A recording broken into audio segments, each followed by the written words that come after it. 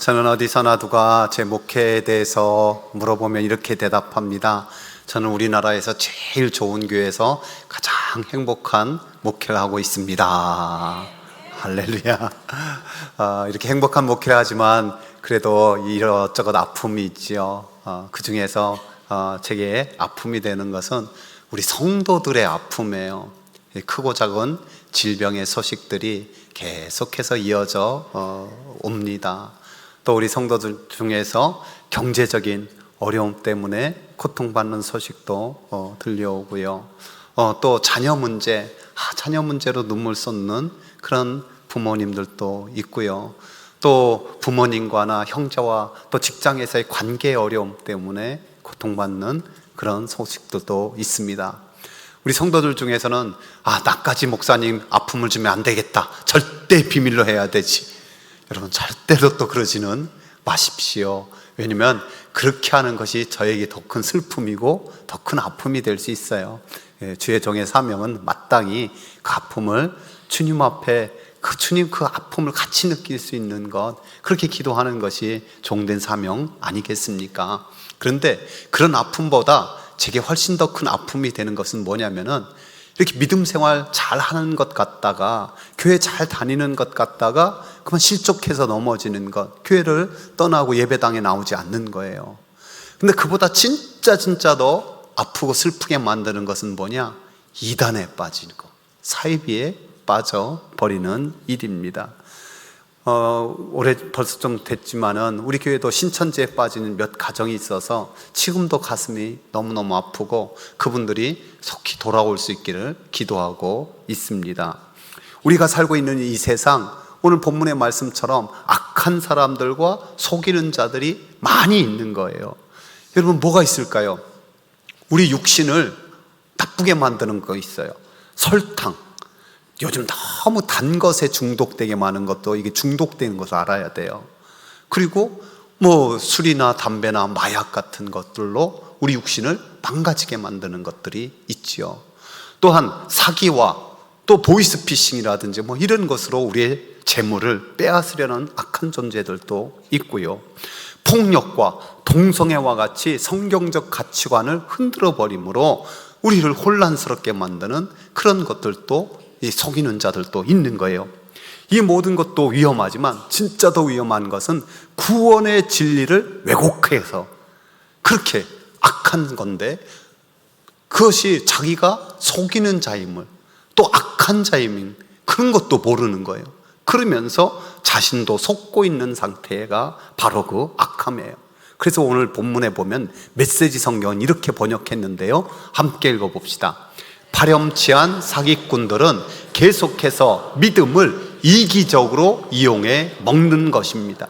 저들은 자신들 때문에 길을 잃은 사람들과 같이 그 자신들도 속아 넘어갈 것입니다. 결국 교주만, 몇몇만 부유하게 되고 다른 사람을 다 속이게 만들고, 그리고 자신들 때문에 길을 잃어 길과 진리와 생명 대신 예수님을 잃어버리게 만들고 스스로도 속는 자라고 말씀하고 있는 거예요. 주님이 다시 오실 때가 가까울수록 이런 자들이 훨씬 더 많아진다고 성경은 예언하고 있습니다. 어찌 보면 현대의 세상 교육도 마찬가지예요. 결국 자기와 세상과 물질만 강조하는 그런 사람이 되고 있어요. 육신의 정욕과 안목의 정욕과 이생의 자랑이 전부인 것처럼 만들어 버리는 거예요. 그래서 어떤 이들은 이런 탄식도 해요. 현대 교육이 똑똑한 악마를 만들어낼 뿐이다. 지나친 것이기도 하지만은 그처럼 이기적인, 나만 잘 되면 되고 나만 출세하면 되고 나만 경쟁에서 이기면 된다라는 그런 사람으로 만들어 버리기 쉽다는 거죠. 이 세상 학문을 무조건 부정하고 싶은 것이 아니라 우리가 더 잘 분별을 해야 될 세상 속에 살고 있다는 점을 강조하는 거예요. 그래서 이런 상황을 직면하고 캐서린 부스는요, 이 세상의 학문이 자리 잡기 전에, 마귀의 가르침이 자리 잡기 전에 하나님 말씀을 제대로 가르쳐야 된다라고 강조하고 있습니다. 2000년 전 비교적 삶이 단순한 시기에도 사도 바울은 강력하게 이렇게 권면하고 있어요. 함께 읽어봅시다. 이는 우리가 이제부터 어린아이가 되지 아니하여 사람의 속임수와 간사한 유혹에 빠져 온갖 교훈의 풍조에 밀려 요동하지 않게 하려 함이라. 아멘.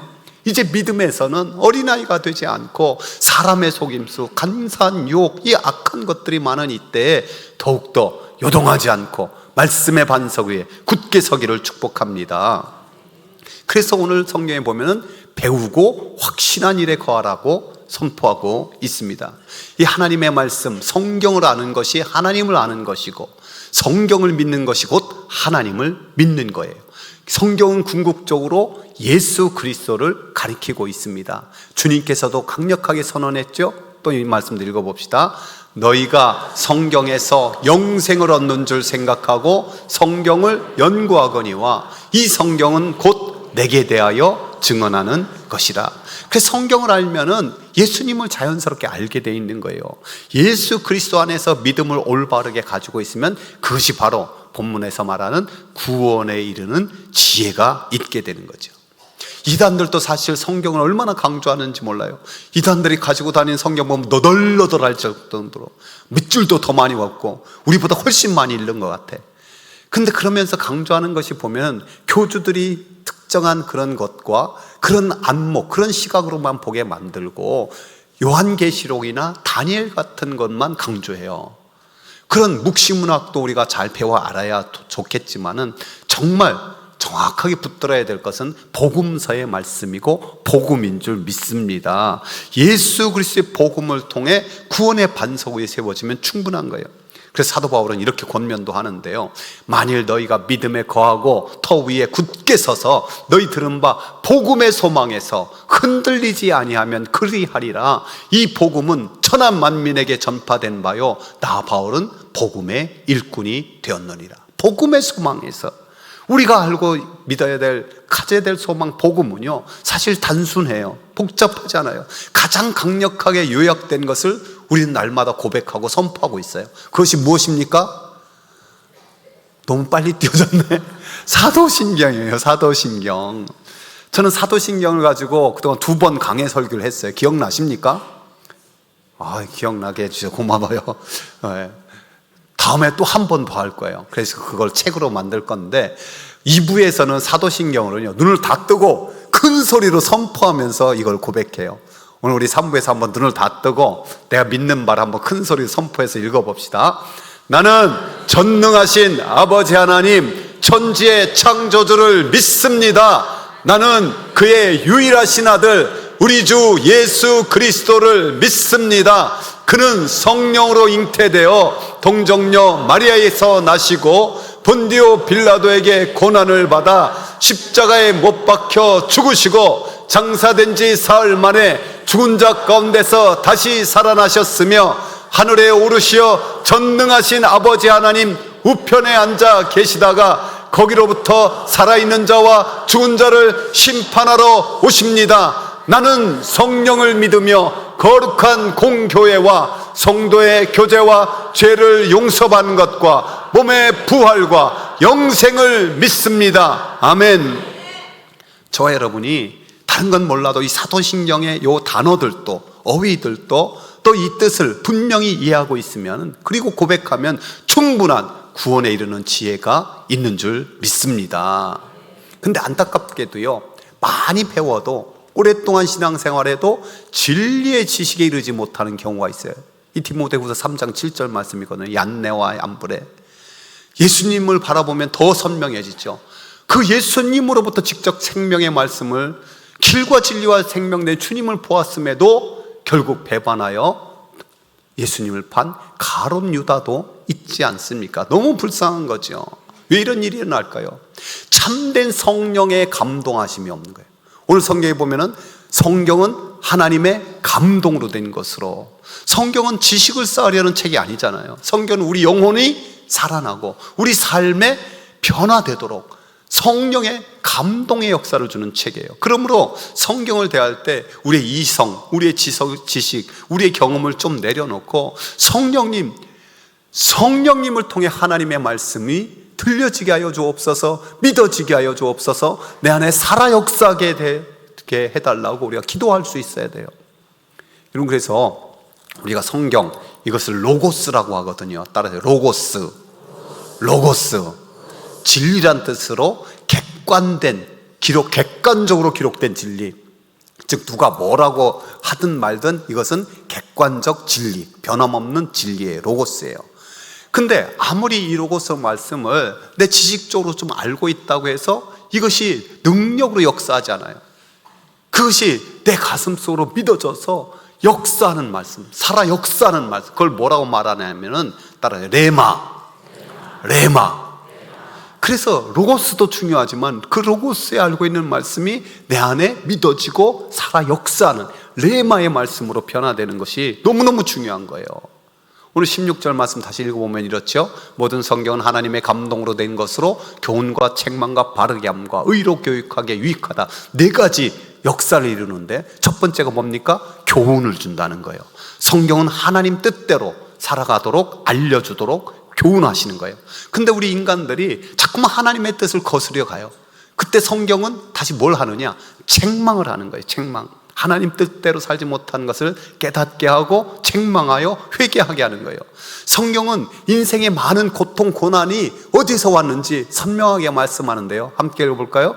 사람이 흑암과 사망의 그늘에 앉으며 곤고와 쇠사슬에 매임은 하나님의 말씀을 거역하며 지존자의 뜻을 멸시함이라.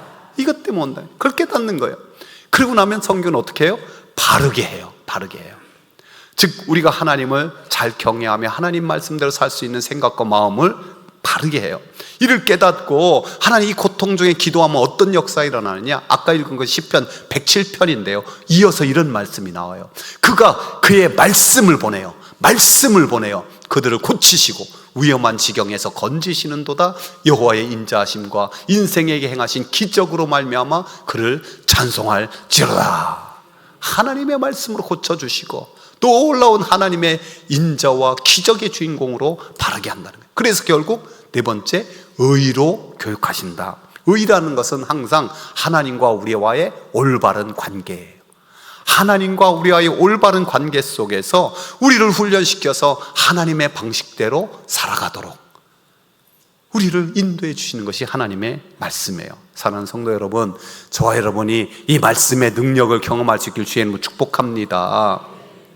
우리가 하나님 말씀의 능력을 경험하며 이렇게 살려면은 이 하나님의 말씀에 붙잡혀야 되잖아요. 동시에 내가 하나님의 말씀을 붙들을 수 있어야 돼요. 어떻게 붙드느냐? 이 말씀을 붙잡는 손으로 생각하면 먼저 듣기가 있어요. 듣기. 여러분이 하나님 말씀 듣는 거 지금도 듣고 있잖아요. 그래서 주일 설교 말씀이 잘 들려서 한 주간의 영적 양식을 잘 삼으시기 바랍니다. 성경 끊임없이 들을 귀 있는 자가 복되다 했어요. 우리 옆 사람 축복합시다. 들을 귀가 있기를 축복합니다. 왜 중요해요? 성경에 있잖아요. 믿음은 들음에서 나며 들음은 그리스도의 말씀으로 말미암느니라. 그래서 믿음이 생기는 들음이죠. 2번째가 읽기예요. 읽기. 여러분, 그리스도인으로서 해야 될 것, 1년에 성경 일독은 꼭 해야 되죠. 올해 한 달 지났지만 아직 시작하지 않은 분 지금이라도 시작해서 꼭 한 번은 읽기를 바랍니다. 근데 성경책이 참 어렵잖아요. 이게 무슨 내용인데 어려운데 이것을 좀 잘 알 수 있는 게 뭐냐? 제가 첫 번째 쓴 책 성경을 따라 말씀에 붙잡혀 꽂아만 놓지 말고 창세기 읽을 때 먼저 창세기 부분 읽으시고 출애굽기 읽을 때 출애굽기 부분 읽고 하면 훨씬 더 이해가 쉬워요.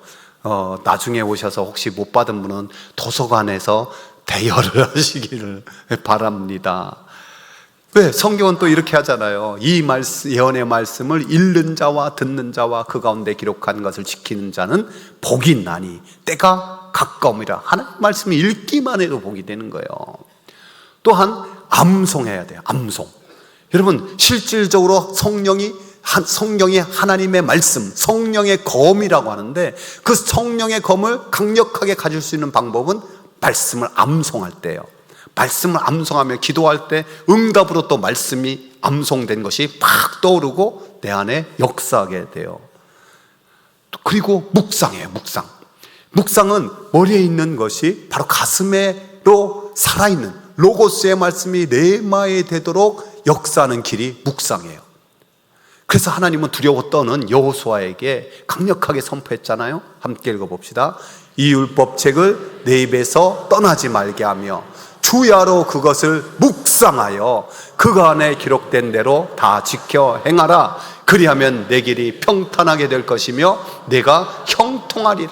우리 모두가 평탄하며 형통하게 되기를 원하는데 그 길이 뭐냐? 하나님의 말씀을 내 입에서 떠나지 말게 하고 그것을 주야로 묵상해 보라는 거예요. 묵상해 보라. 근데 이 모든 것에서 더 중요한 건 뭐냐? 지켜 행함이에요. 행함. 즉 지켜 행함이 하나님 말씀이 지금도 살아 역사하는구나, 그것을 경험하게 만드는 거예요. 그래서 한번 여러분 성경을 한번 잡았는데 성경 좀 들어보세요. 성경 들어보세요. 자, 한번 신기한 마술을 할 수 있는 사람, 새끼손가락 하나로 성경을 딱 붙들어 보세요. 가능합니까? 어렵죠? 두 손가락 조금만 잘 노력하면 돼요. 세 손가락 이제 쉬워져요. 웬만하면 다 하실 수 있어요. 네 손가락 아주 편해요. 근데 누가 와서 건들면 떨어져요. 그 마지막 다섯 손가락까지 지켜 행함까지 딱 있어요. 근데 지켜 행함이 왜 이렇게 더 중요하냐? 듣고 지켜 행하기만 해도 들어져요. 듣고 읽고 지켜 행하면 쉽게 들어지고, 듣고 읽고 암송하고 하면 더 쉬워지고, 듣고 읽고 암송하고 묵상까지 하면서 꽉 지켜 행하면 성경을 꽉 붙들게 되는 거예요. 그래서 주님은 산상수훈의 결론으로 강조하신 말씀, 우리 함께 읽어봅시다. 그러므로 누구든지 이 말을 듣고 행하는 자는 그 집을 반석 위에 지은 지혜로운 사람 같으리니 비가 내리고 창수가 나고 바람이 불어 그 집에 부딪히되 무너지지 아니하나니 이는 주추를 반석 위에 두놓은 까닭이요. 아멘. 지켜 행하는 것 너무너무 중요한 거예요. 다시 한번 강조합니다. 여러분, 우리가 성경을 배우고 성경의 말씀을 듣고 읽고 암송하고 묵상하고 이 모든 것은 똑똑해지기 위함이 아니에요. 성경 지식을 자랑하기 위함이 아니에요. 오늘 말씀에 보면 두 가지 선명한 목적이 기록되어 있습니다. 이는 하나님의 사람으로 온전하게 하며 모든 선한 일을 행할 능력을 갖추게 하려 합니다. 첫 번째가 뭐예요? 온전하게. 여러분, 하나님의 사람으로 온전하신 분은 누굽니까? 예수님. 그러니까 하나님의 사람으로 온전하게 된다는 것은 뭐냐면 예수님을 점점 닮게 한다는 거예요. 성경 지식이 너무너무 많은 목사여도 장로여도 종종 교계와 신앙을 완전히 어지럽게 하는 사람들이 있어요. 왜 그럴까요? 온전함이 부족한 거예요. 예수님을 더 닮지 못하고 예수님의 성품, 예수님의 마음을 갖지 못하고 편향적으로 치우쳐서 하나를 전부처럼 여기면서 그렇게 극단으로 나가는 경우, 이것이 어려운 거예요. 그래서 성령의 감동으로 하나님의 말씀을 바르게 대하면은 영과 혼과 육이 조화로운 건강한 그리스도인으로 더 온전하신 주님을 닮아갈 수 있는 줄 믿습니다. 두 번째는 뭐예요? 선한 일을 행할 능력을 갖춰요. 여러분, 선한 일이 뭘까요? 하나님의 나라의 일이 선한 거예요. 즉 복음에 합당하게 살며 복음을 전할 능력을 갖추는 거예요. 그러니까 내가 복음에 합당한 삶도 전혀 없고 1년이 돼도 2년이 돼도 10년이 돼도 한 명에게도 복음도 안 전하고 내게 능력 없음을 여러분 인정하시기 바랍니다. 다시 말씀에 붙잡혀 선한 일을 행할 능력 있는 그리스도인 되기를 주의 이름 축복합니다. 그래서 이 땅에서 빛으로 자라야 되는데 그 기름을 공급받는 것이 하나님의 말씀으로 맛을 잃지 않은 소금으로서 이 땅에서 누군가에게 살 만나게 하는 사람, 이게 영생 있게 하는 사람, 그 길로 인도하는 사람, 이게 능력 있는 그리스도인이 되는 거예요. 어느 목사님이 한 가정에 신방 가가지고 예배를 드리는데, 그래서 찬송을 막 시작하는데 갑자기 옆 방문이 열리더니 빽 소리가 들리는 거예요. 엄마! 나 내일 시험인 거 몰라? 쾅 딱 들어가. 아이고, 기겁해서 목사님 찬송 좀 조용하게 불러야 되겠어요. 그래서 목사님이 아니 그러지 말고 딸도 초청해서 함께 10분이면 길어야 15분이면 예배 드리니까 함께 예배 드리고 공부하라고 합시다. 절대로 안 된다고. 얘 건들면 큰일 난다고. 요새 애들은 건들면 큰일 나나 봐. 근데 그러자 목사님 답답해서 내가 갖볼게요 하고 문 열고 들어가서 성경에 있는 하나님의 예배하는 그때 주시는 그 은혜와 평강과 기쁨과 능력을, 또 하나님의 자녀로서의 권세에 대해서 설명하니까 아이가 목사님 너무너무 감사해요. 그렇지 않아도 너무 불안하고 사실 두렵고 떨리는데 저도 예배하고 기도해야 될 것 같아요. 근데 엄마는 그런 말 안 해줘요. 우리가 부르는 찬송 중에 나의 사랑하는 책 어머니의 품에 앉아서 재미있게 듣던 말 있잖아요. 여러분 자녀 손들이 어머니를, 할머니를, 아버지를, 할아버지를 생각할 때 그 찬송에 어울리기에 교회에서도 하나님 말씀을 가르치고 집안에서도 그러한 말씀으로 서로 나누는 귀한 은혜의 역사 있기를 주의 이름 축복합니다. 우리 함께 기도드립시다. 말씀 붙잡고 한번 간절히 기도합시다. 하나님, 내가 성경을 성령의 감동으로 받아 교훈과 책망과 바르게 함과 의로 교육하게 유익하여 하나님의 사람으로 온전하게 되며 더욱더 능력 있게 살아갈 수 있는 그리스도인이 되도록 기도합시다.